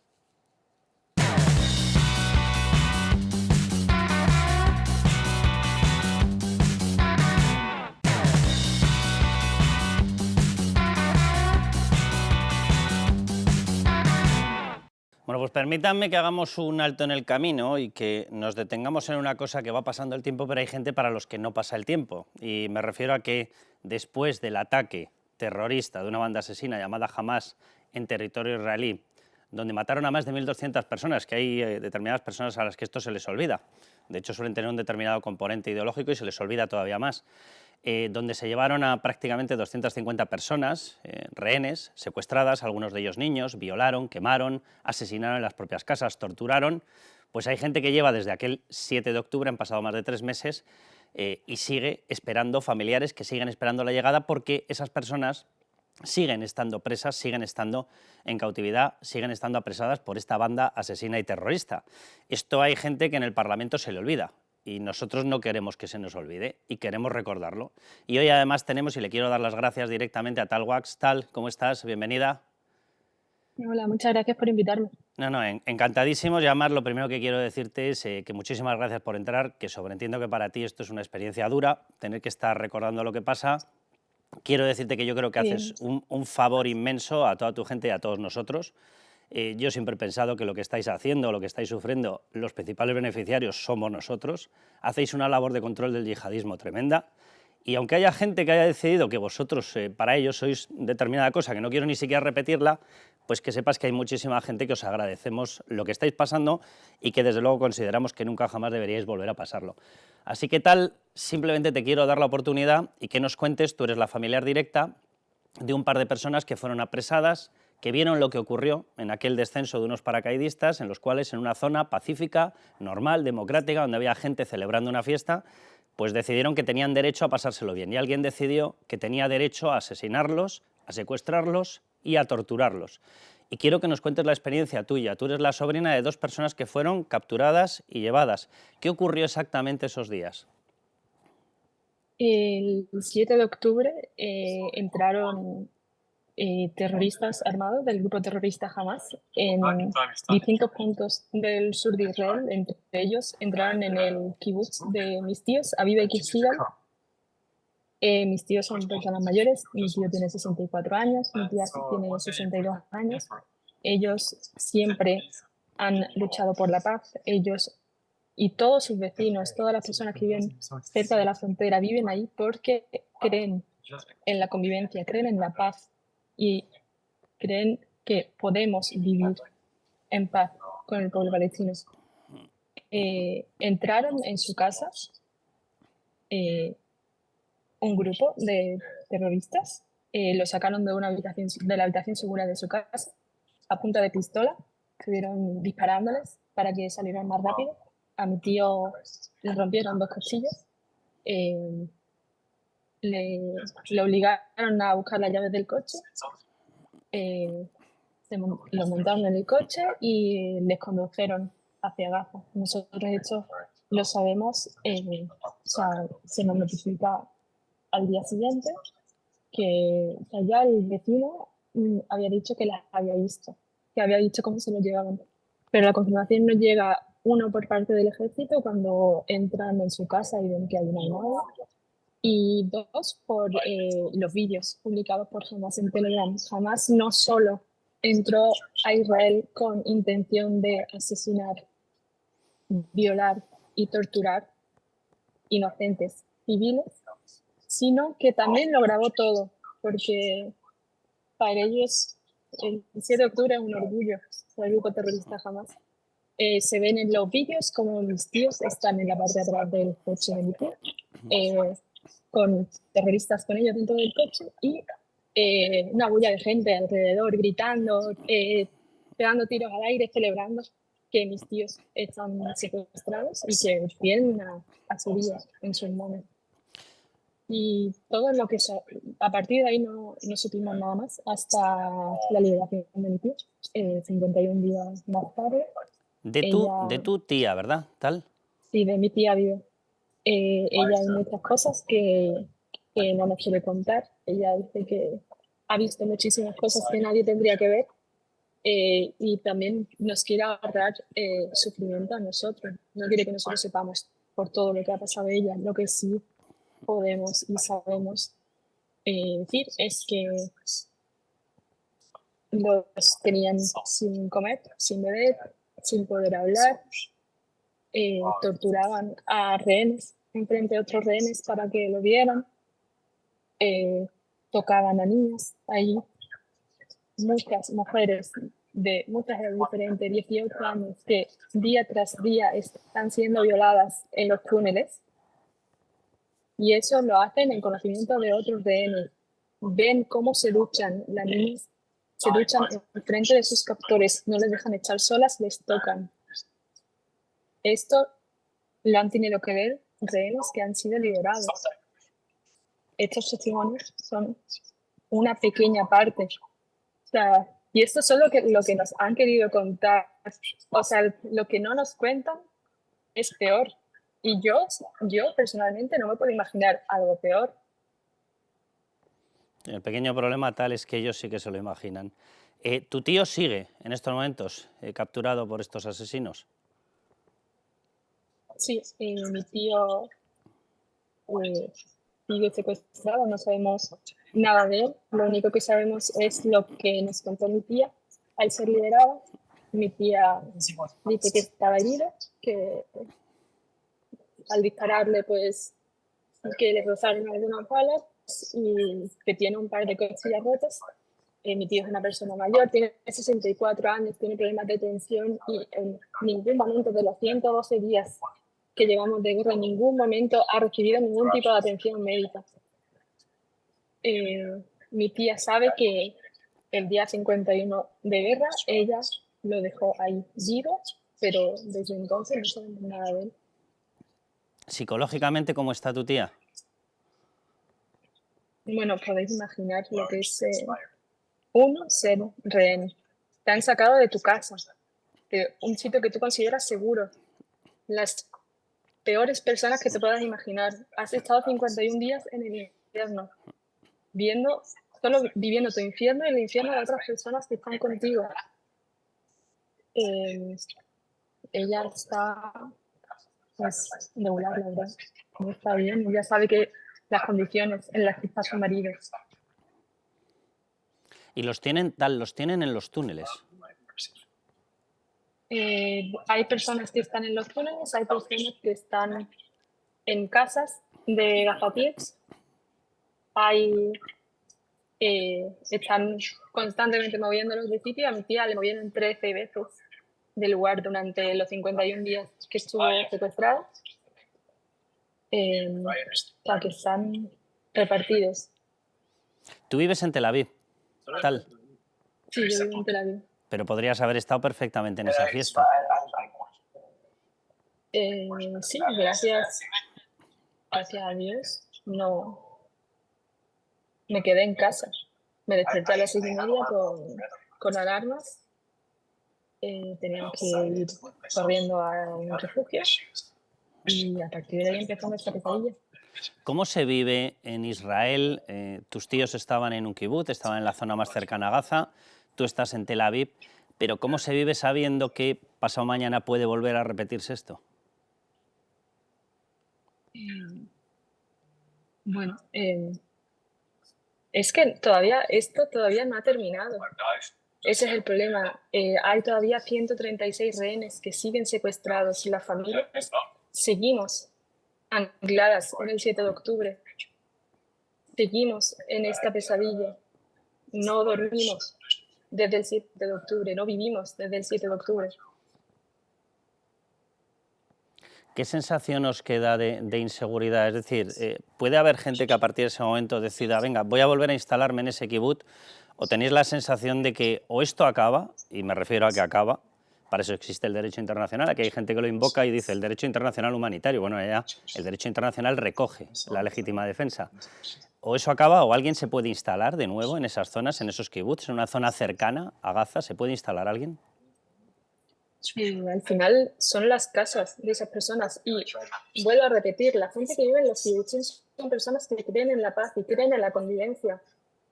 Ellos piensan que pueden y es posible y va a ser posible vivir en paz.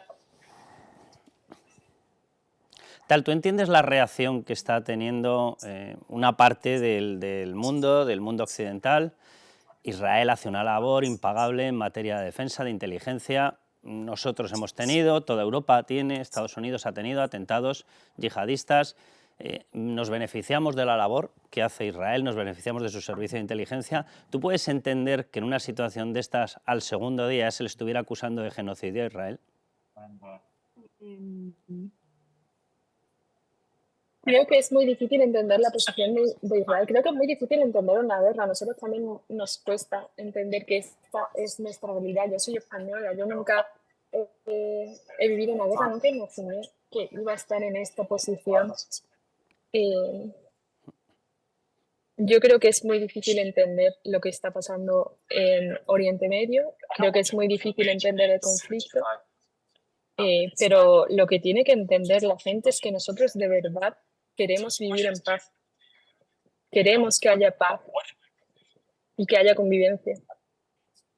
Queremos que no haya más amenazas de terrorismo. ¿Tenéis datos de cuántos niños siguen rehenes? No hay datos exactos. Sabemos que sigue habiendo 2 rehenes que tienen menos de 2 años. Menos de y 2. Que no han sido liberados. Menos de 2 y no los han liberado. Te voy a hacer una pregunta muy dura, pero claro, que no llego a saber muy bien cómo puedes garantizar, sobreentiendo que no hay pruebas de vida, que esa gente siga con vida. O sea, y tampoco quiero, ¿sabes? Porque es que parece que estás intentando tocar la parte más sentimental, pero de verdad que déjame que me sume a lo que decías. Es verdad que es complicado entender lo que ocurre allí, pero sobre todo yo creo que es mucho más complicado si no tienes ganas de entenderlo. Yo, nada, te mando un abrazo enorme, Tal, muchísimas gracias por habernoslo contado, muchísimas gracias por lo que estáis haciendo y espero que puedas celebrarlo con tu tío cuando lo liberen y mándale un beso enorme a tu tía. Muchísimas gracias. Un abrazo enorme. Gracias. Bueno, pues simplemente queríamos dejar un testimonio, repito, son más de 3 meses de esta gente, prácticamente 150 personas siguen allí en cautividad y mientras nosotros tenemos que estar aquí soportando, ellos soportan eso, que eso es lo verdaderamente duro, pero nosotros tenemos que estar aquí soportando cómo se mancha la imagen de España lanzando una serie de mensajes en los que se ha olvidado de esta gente y permanentemente se le califica a Israel de genocida. Simplemente queríamos dejar este testimonio.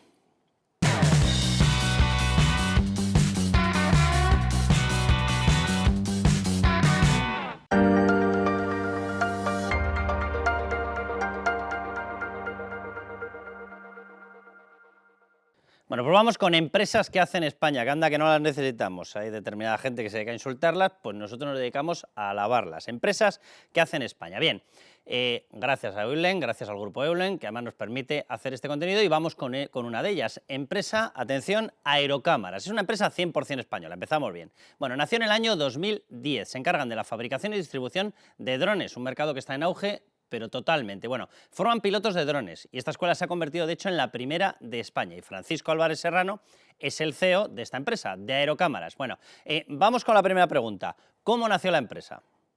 Bueno, Aerocámaras nació con vocación de especialización en el ámbito de los drones.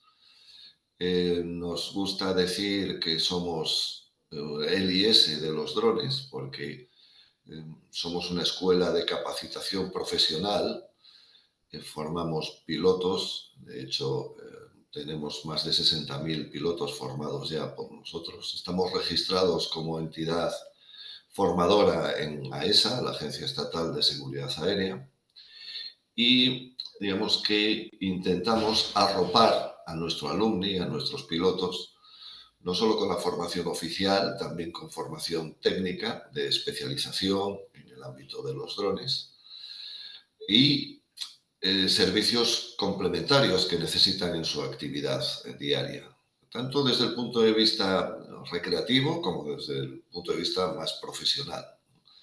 Incorporamos gestión y asesoría aeronáutica para darse de alta como operadores, solicitar permisos de vuelo en zonas restringidas, hacer estudios de seguridad, etcétera, ¿no? Coordinarse con otras entidades, ver que el espacio aéreo es de todos y está sujeto a determinadas normas y restricciones como cualquier ámbito profesional.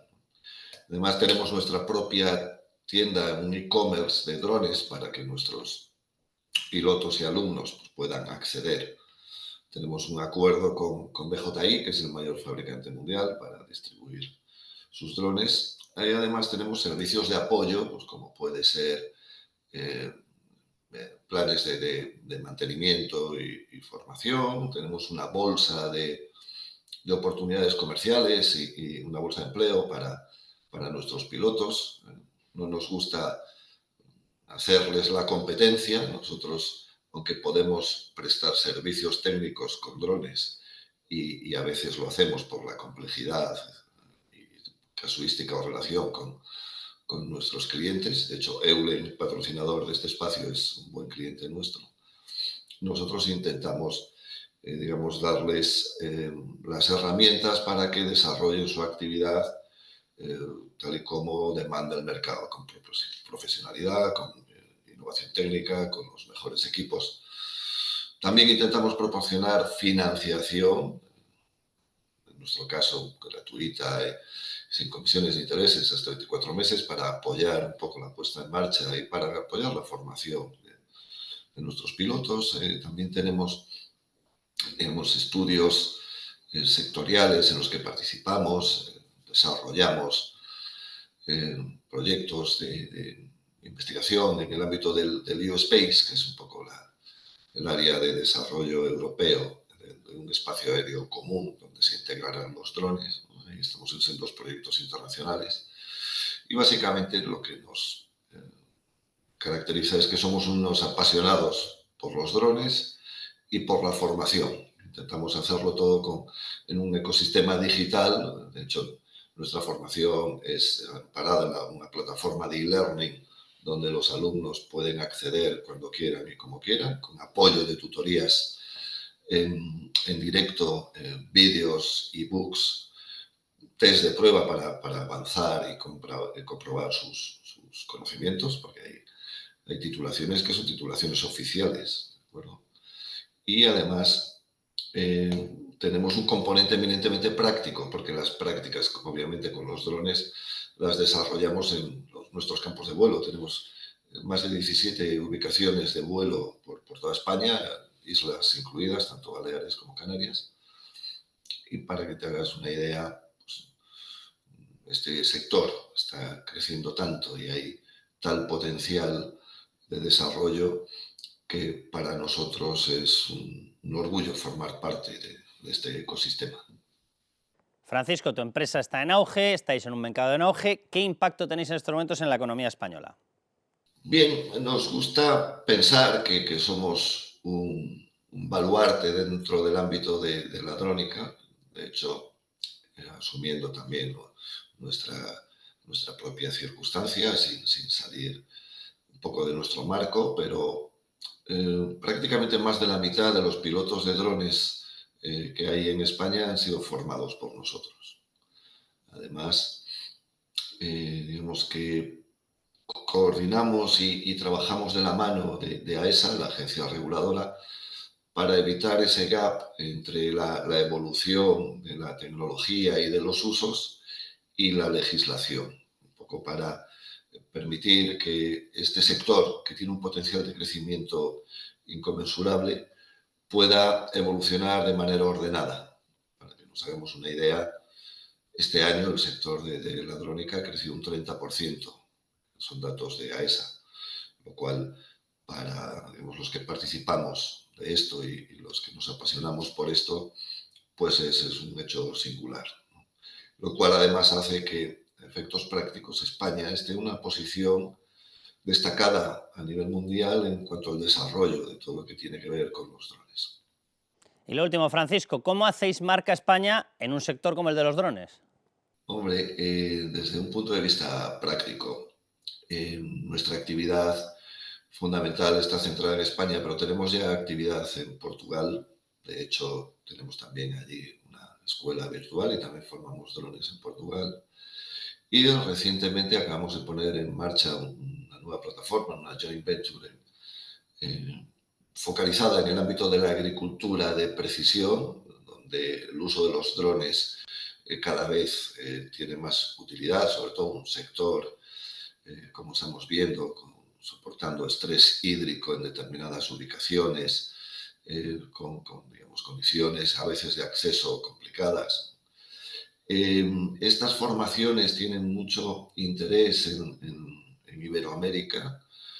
Al ser nuestra escuela, tener un componente online permite que residentes en el área americana de habla española y portuguesa puedan continuar su formación en la distancia, ¿no? Y además, en ocasiones complementada con la presencia física. El ámbito de la agricultura a nivel mundial tiene un interés y un potencial de desarrollo en el ámbito de la drónica desproporcionado para los parámetros habituales.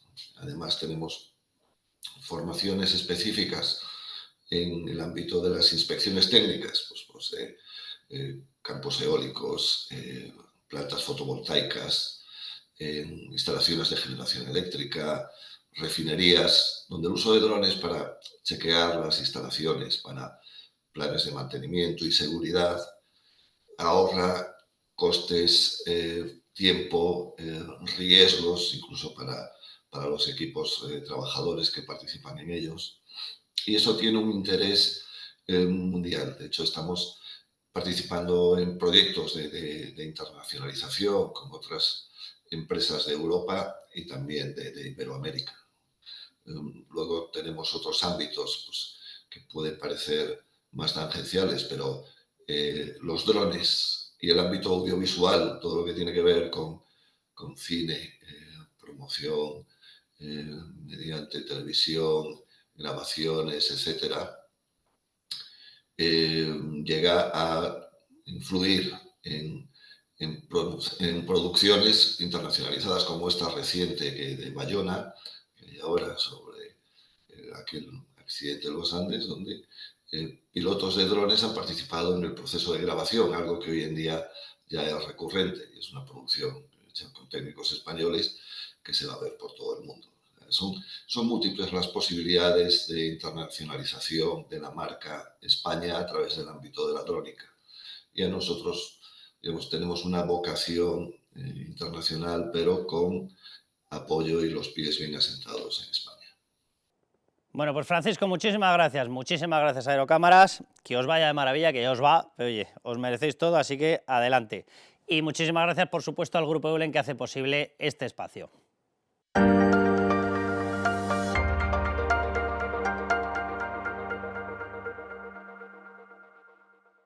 Bueno, pues hemos llegado al final del programa, así que muchísimas gracias a todos. En los próximos programas, evidentemente, estén atentos, pero les voy a dar un pequeño truquito. Se meten en YouTube, ¿verdad?, donde nos ven siempre. Hay una casillita que pone suscribirse. Se suscriben y así se lo notificamos y ya está. Y así van recibiendo todo, que nos va de maravilla, pero que queremos que nos vaya mejor. Así que nada, muchísimas gracias y a levantar España.